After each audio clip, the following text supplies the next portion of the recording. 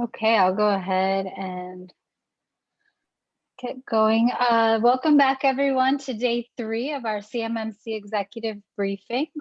Today, we're going to be talking about preparation. It's our last of 3. We went over why it matters and then the requirements. And today, Jonathan's going to walk us through how to prepare. And again, our outline today, Jonathan will do his presentation and we will have time for lots of questions again at the end. And I will be sending out a compiled slide deck with all 3 recordings after today's webinar. So look out for that. It will go out to anyone who registered for any 3 of the presentations. So Jonathan, thank you so much. Okay. Go for it. Thank you, Layla. Hey, I saw in the chat Kevin Gass is having an issue with audio. Can we check him out, make sure he's okay? If I'm assuming everybody else can hear us, or else we would have been flooded with additional people saying they had an issue too. All right, so welcome everyone to day 3, the final day of the executive briefing around CMMC. So let's just jump in there. Layla, can we go to the next slide, please? So one of the questions that people ask is, when it comes to getting assessed, what's a typical roadmap or pathway look like? So, we put together this graphic to kind of show you what's going to happen overall, depending on what way you decide to go. If you decide to use an RPO or a C3PAO to help you get ready for one, or if you're going to do one internally, your pathway might be a little different, but these are the overall 10 major steps that you're going to go through. The first step is the CMMC AB briefing, or the briefing for the CMMC. So when you've decided, okay, I'm ready to get started, to getting ready to get prepared for my accreditation, if you use an RPO, chances are you're going to have some kind of a briefing, like a kickoff meeting, where they're going to go over the different, the history, the framework, talk about what's going to be expected of everyone as a part of the preparation stage. Keep in mind that this may be a IT, you might think of it as an IT function. It's actually not. It involves pretty much the entire organization, from HR to IT to even supply, security. All those different areas are going to be touched with this, because keep in mind, this is about cybersecurity and looking at your overall policies and standards and procedures for securing your networks and things. So after that, step 2, you're going to get into what's known as scope identification. There was a question yesterday at the end of the day around defining scope. And what I told you was, we're still waiting for the CMMC Accreditation Board to release the scoping document.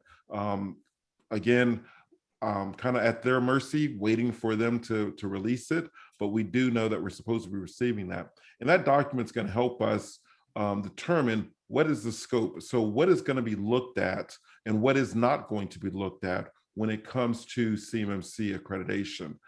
Some of you may have, oh wow, I need to stop these questions popping up, they're distracting me.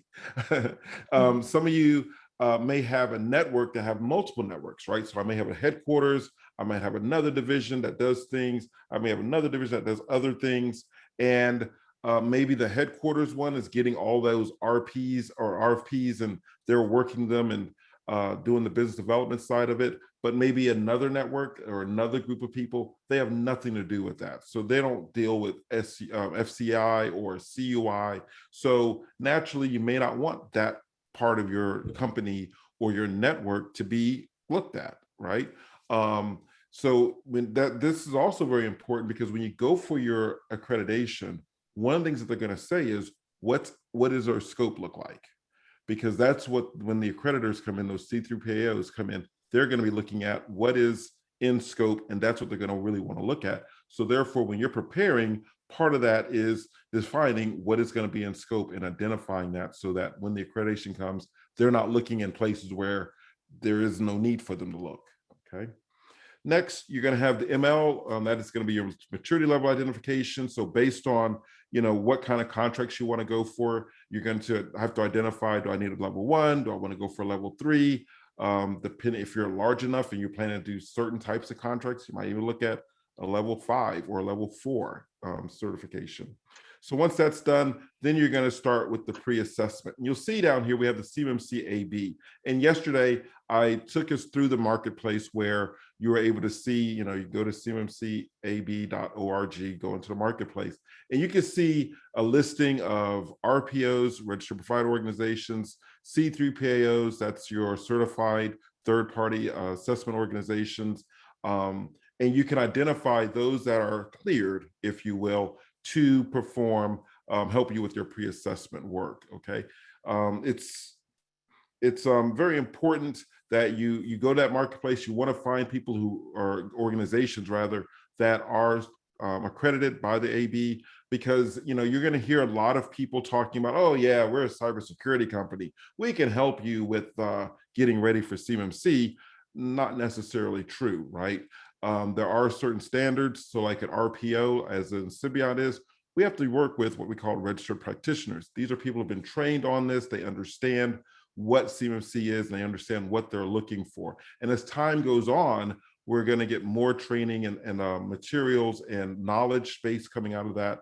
So yeah, even though it says cybersecurity, just because this company says it's a cybersecurity company doesn't necessarily mean that they are going to be well positioned to help you get ready for it. Because also remember, it's about your policies, it's about your procedures, your standards, making sure all that's tight and working out those things.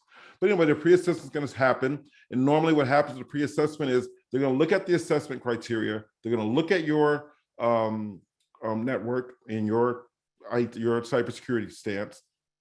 They're going to come up with a gap analysis, right? That gap analysis is going to show the deltas, right? So here's what the standard is, here's what you have, here's what you're missing, okay? And that's going to be a nice, nicely put together listing of it. Back in the day, back when we were doing the NIST 800s, we used to call them POA&Ms, which was the plan of action and milestones. You're basically creating one of those. And from that listing, that gap analysis, it tells you what you need to remediate. So if I might need to implement multi-factor authentication, so I can make sure that we have secure logins coming into our network, okay? So that's what's going to give you that punch list of items that needs to be remediated. Once you have that, then you'll put together your project plan to figure out, okay, here's our timelines, here's the different resources, different types of people or skill sets we need to help us close the gaps, as they call it, right? And once that's completed, once you have that project plan together, then you're able to tackle it, right? And go through that punch list of items so you know exactly what needs to be done, and you'll have your timeline. So you might be able to look at it. Somebody asked me, how long does it take?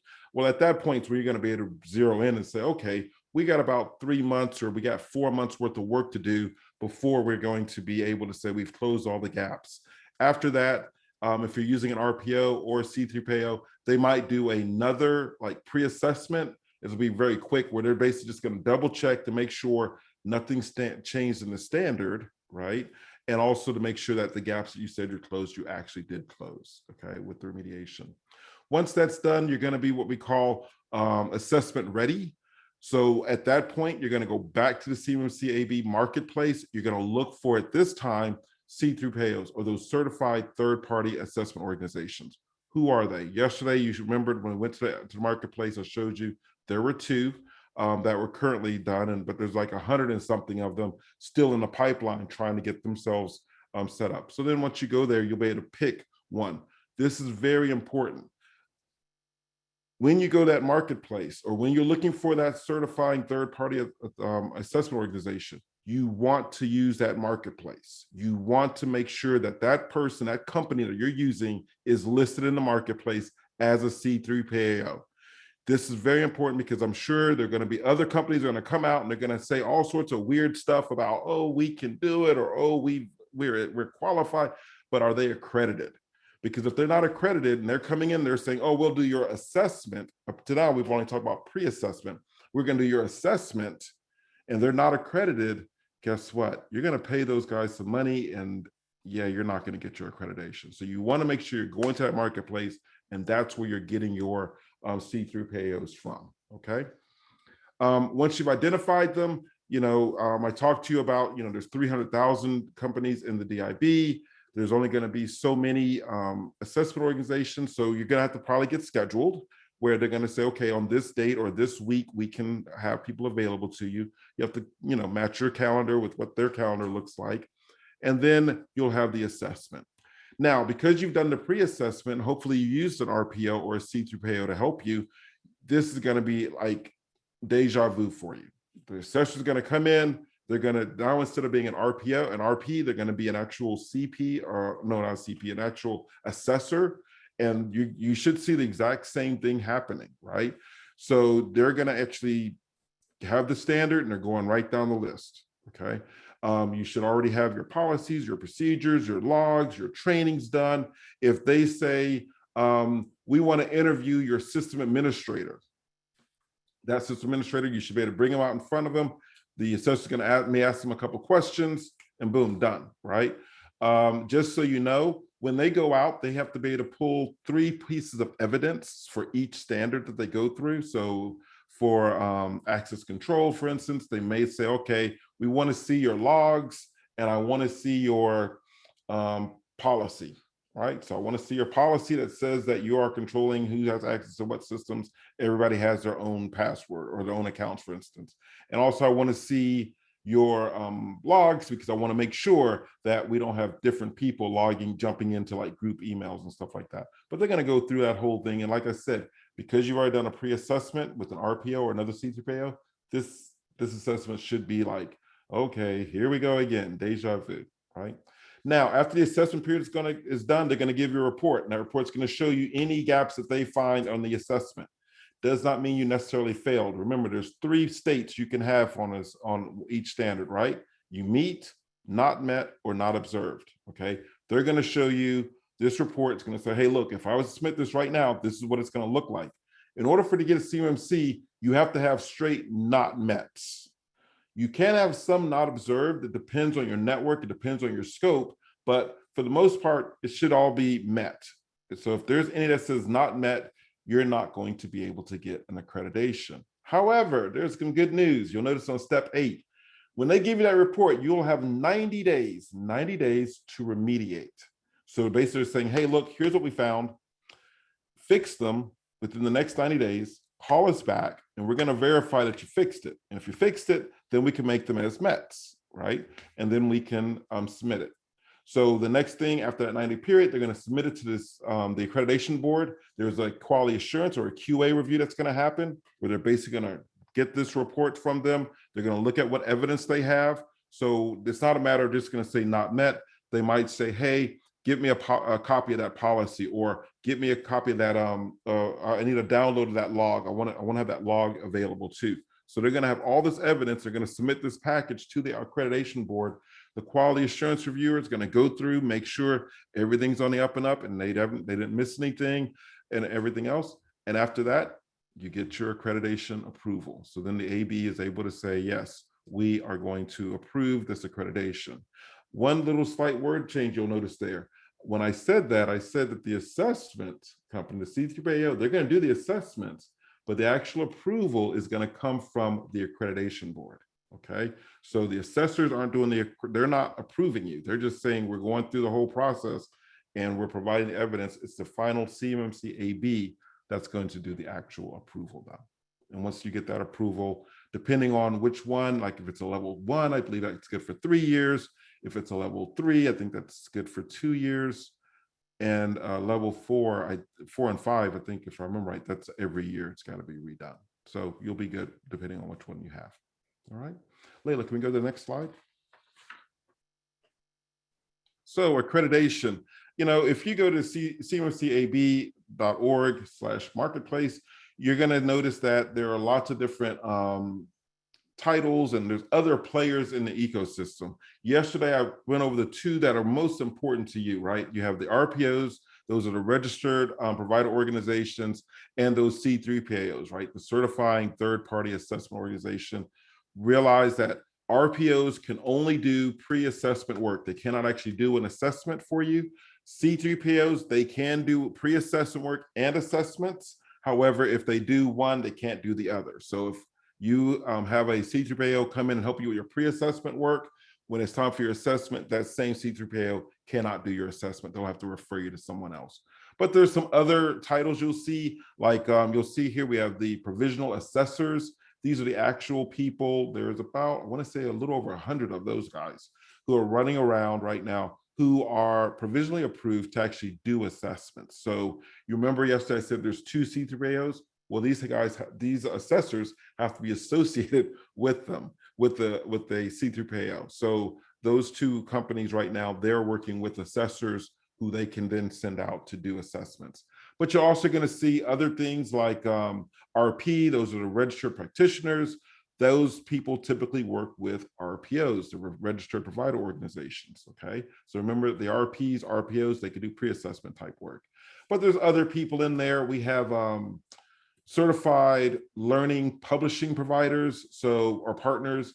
Those guys, you're probably not going to even see them, but they're the ones who are going to be, who are, I should say, producing all of the training material and documentation around CMMC. So in the future, when you start seeing books on, you know, I'm sure there's one going to be in Barnes & Noble or Amazon before long on CMMC, there are chances it's coming from the LPP. And then you have what are known as LTPs. These are learning licensed training providers, and these are basically the instructors teaching those assessors, those registered practitioners, or registered practitioners, the skills, okay? Again, I just said that just so you'll know those names. Aside from the RPOs and C3PAOs, you're probably not gonna ever see those people again, those titles again. All right, Layla, let's go to the next page. All right, so one of the biggest questions people ask me is, how much does it come to become compliant? And unfortunately, I got to tell you, it depends. It depends on the maturity level that's being sought. On the slide, we have consulting costs. Some companies are going to be in a better position than other companies, right? If you've done like ISO or you've done NIST and you've actually done it, right, you're going to have certain things already in place that are good, that are going to enable you to flip over and do a really great job. You know, like I told y'all yesterday, if you're doing the self-reporting NIST 800 and you've been really doing it the proper way, you know, at least 60%, 65% of CMMC is completed for you, right? Because CMMC is rooted in that NIST 800-171. However, they've added a couple more things on top of it and all. So if you already have that, then your cost might be a lot lower than somebody who doesn't have that. And also you have to keep in mind the cost of being compliant. It's your annual or your recertification fees. Remember, I told you, you know, depending on what level you get, you're gonna have to recertify every so often. Level 1, I think, is 3 years. Level 3 is 2 years. Level 4 or 5 is every year. So again, that's the other side of it. Also in there for the consulting costs, what's your scope look like? You know, I have one client that I'm getting oh gosh, I hate these pop-ups that come up on Zoom. I wish I could turn them off as a presenter because they're really distracting to me. Just save those to the end. We'll get to them. Yeah, but the consulting costs, your scope. I have one client, for instance, they have 5 offices. So they have their headquarters and there's 4 other offices they've said, Johnathan, we need help with. So of course there's travel costs in there and working with them. We try to do them all remotely. However, 2 of the offices, they said that they wanted us there for in person. So we have to deal with that. So the cost being compliant, it depends. My advice, you know, if you're interested in using as RPO or C3PAO, you know, get on the phone, talk to them, get estimates and work it out to figure out what they think the costs are going to be. All right, Layla, can you go to the next slide?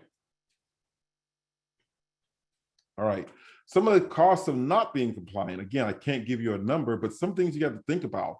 You know, if you do not have an accreditation, like I said, by 2026, all DoD contracts are going to have this have a CMMC requirement on there. On day one, you'll remember I said, yeah, by 2026, some of y'all said, oh, we got time, right? But then I said, well, actually, this year, 2021, there are 15 contracts that the DoD is now working on putting CMMC requirements inside of them.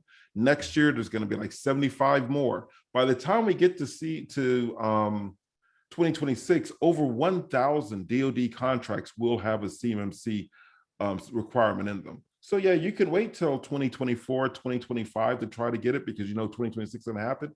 But what happens in the interim? What happens when that major prime calls you and says, hey, we want to go for this contract. We'd love for you to be on the team. By the way, are you compliant? Do you have CMMC?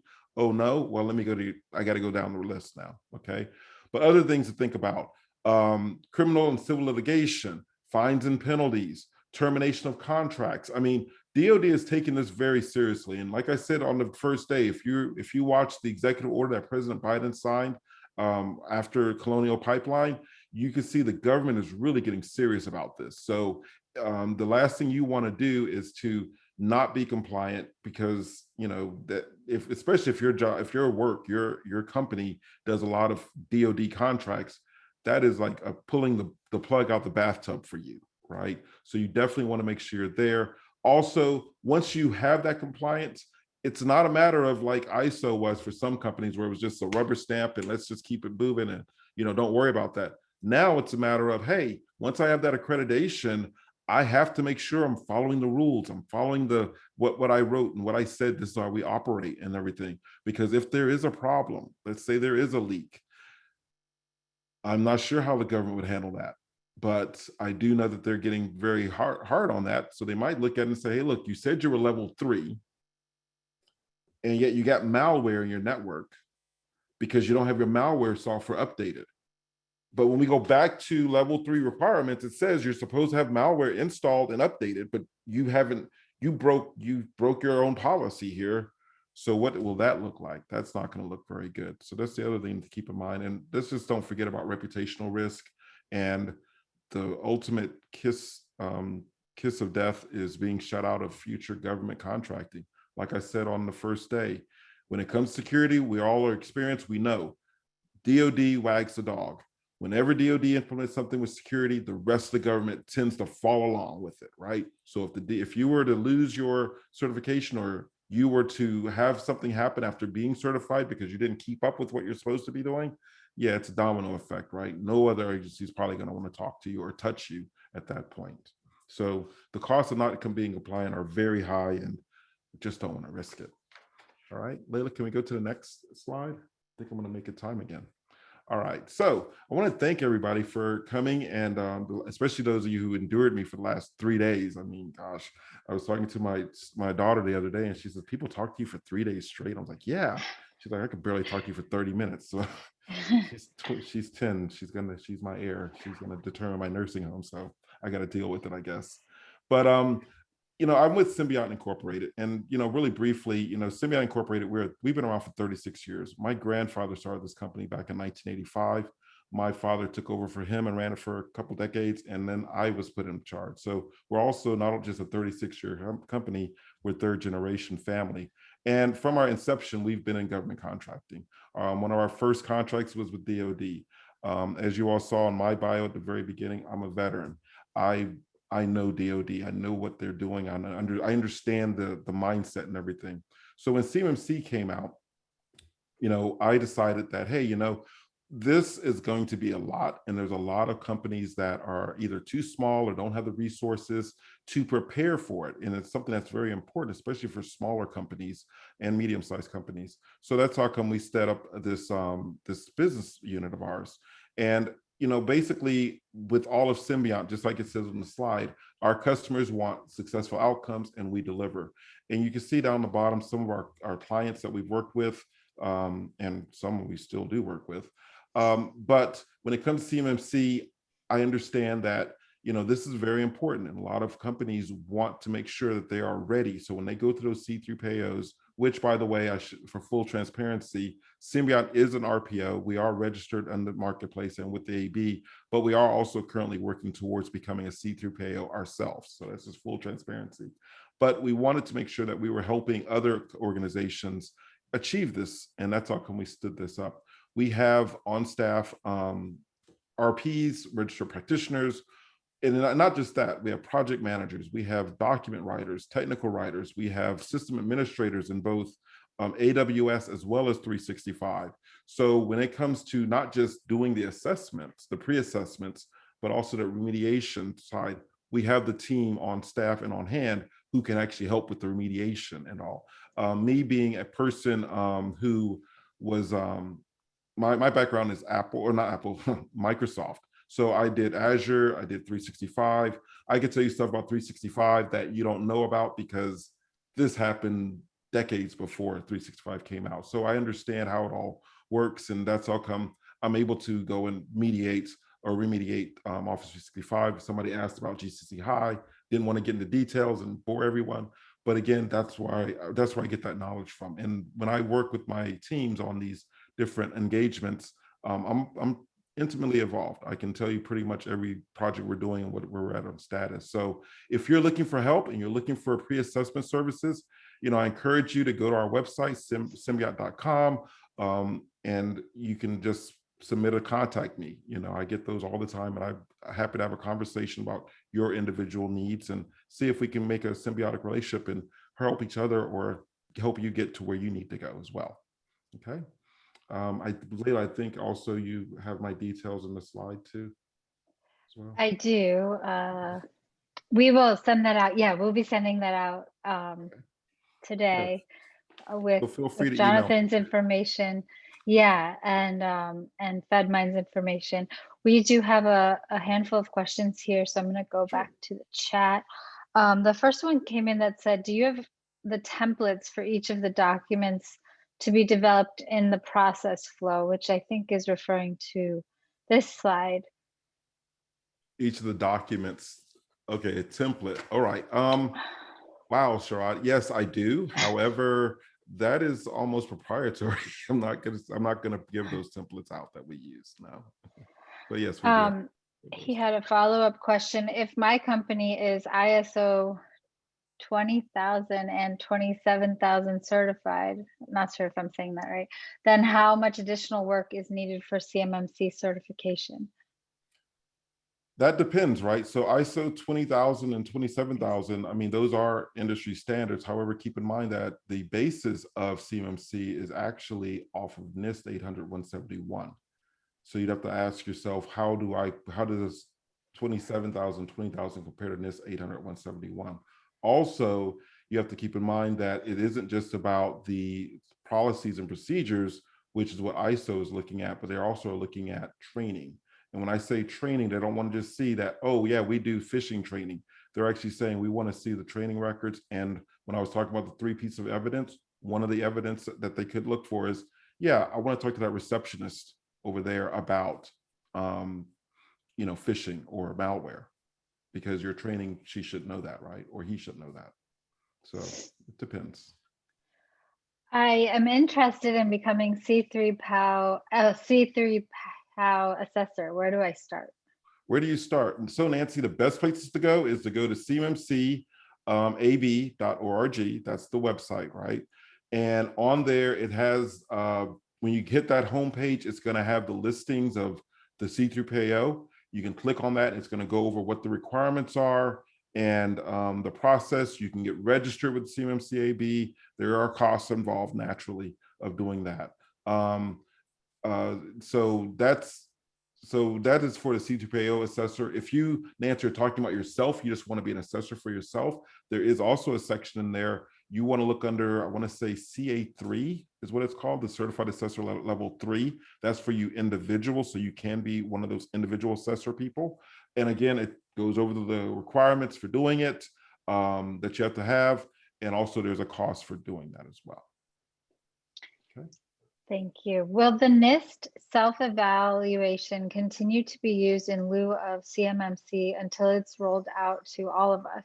If not, what will we use in the meantime? So as Word has right now, until we have full 100% back up in 2026, the NIST self-evaluation is still going to be accepted.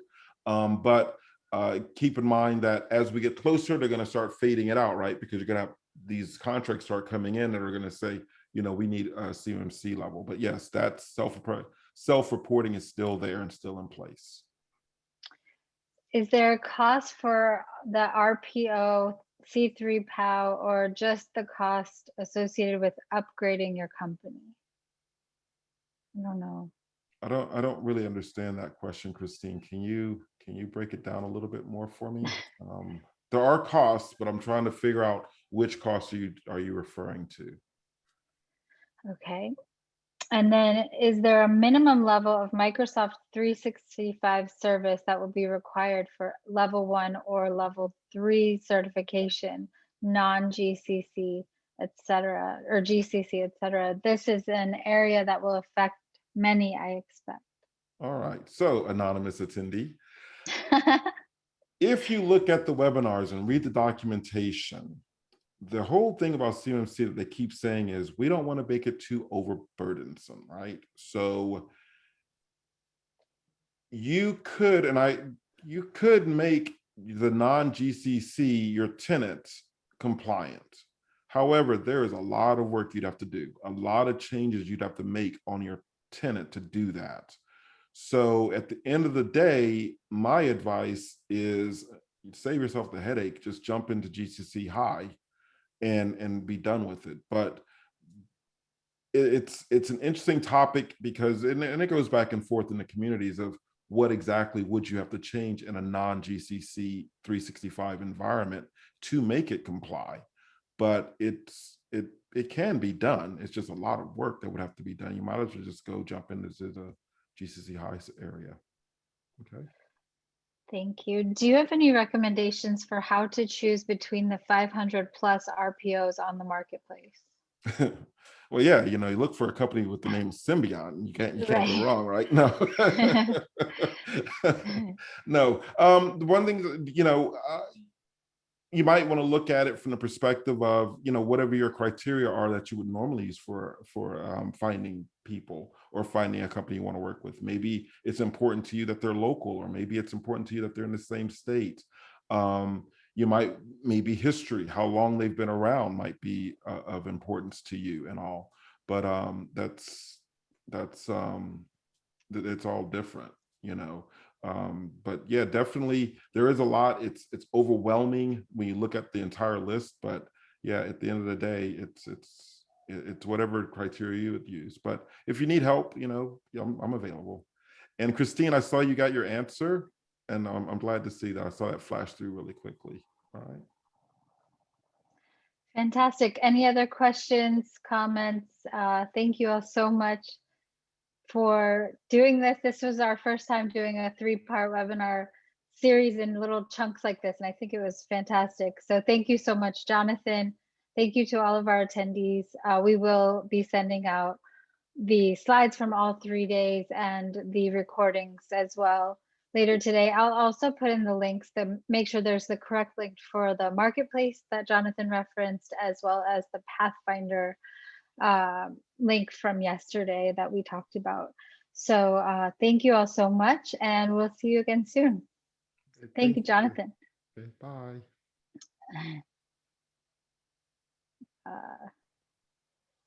We're out. Yeah.